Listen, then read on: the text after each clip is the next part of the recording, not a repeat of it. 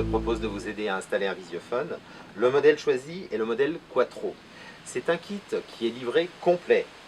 Une platine de rue avec sa visière, un moniteur carré à effet miroir. C'est un kit qui est capable de commander une gâche électrique et un automatisme de portail, et surtout, il est garanti 2 ans. Voilà, donc nous allons installer la platine de rue. Pour ça, j'ai commencé à préparer mon support, à tirer mes fils. Il faut suffisamment de câbles pour la caméra, la gâche électrique, éventuellement le portail. Alors, petite chose importante, l'objectif de la caméra doit être placé à environ 1,60 m afin de pouvoir visualiser la personne qui se présente devant la platine de rue. Alors, je retire la platine de rue de la visière.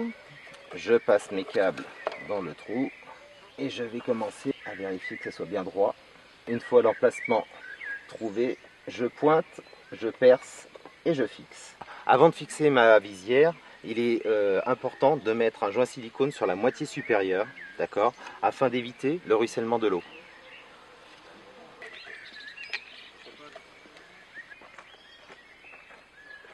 Seconde étape, le branchement de la caméra. Alors pour ça, rien de plus facile, il suffit de regarder la notice et de bien repérer ses câbles. Donc là j'ai choisi un câble bleu, un câble noir. Il faudra absolument que je branche ces mêmes câbles sur le moniteur. Voilà, une fois que tout est connecté, il ne me reste plus qu'à refermer ma platine de rue. Alors j'emboîte d'abord le haut de la platine et je finis par la petite vis qui ferme le tout. Me voici maintenant à l'intérieur pour la pose de mon moniteur. Alors il doit être positionné à peu près à 1,60 m de haut et je vais commencer par le présenter afin de connaître l'emplacement idéal pour mon étrier. Positionnement de l'étrier de niveau bien sûr. Je marque, je perce et je fixe.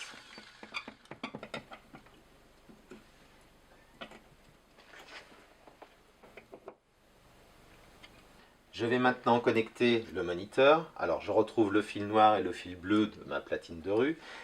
Simplement, je vais faire attention pour les connecter. Je me réfère bien à la notice et au marquage. Le 2 sur le 2 et le 1 sur le 1. Je connecte donc le fil de mon adaptateur que je ferai courir le long de ma porte afin de pouvoir le brancher sur ma prise murale. Mais attention, je ne branche pas tout de suite. J'attends que mon installation soit finalisée. Seconde alternative, car c'est pas toujours très esthétique de connecter un adaptateur sur une prise murale, je vais simplement couper l'embout de mon adaptateur parce qu'en fait il s'avère que j'ai la chance d'avoir plein de fils qui proviennent de mon armoire électrique, donc je vais connecter l'adaptateur vers mon armoire électrique, utiliser mes petits fils. Attention, respectez bien le liseré blanc qui est le plus et le fil noir qui est le moins.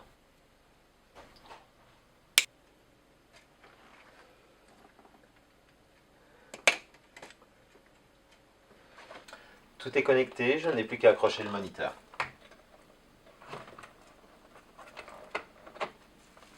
Voilà, je vais maintenant m'occuper de l'alimentation. Au niveau de mon armoire électrique, donc j'ai simplement posé une prise 230 volts et je vais donc connecter mon adaptateur sur la liaison qui va au moniteur, l'enficher sur mon 230. Attention, respectez bien la polarité. Liseré blanc, liseré noir. Une fois que je me suis assuré que tout est connecté correctement, je peux brancher mon adaptateur. Mon installation est finalisée. Pour voir la vidéo depuis la platine de rue, j'appuie simplement sur la touche surveillance. Si jamais je veux parler à une personne à l'extérieur suite à un appel, j'appuie sur la touche parole.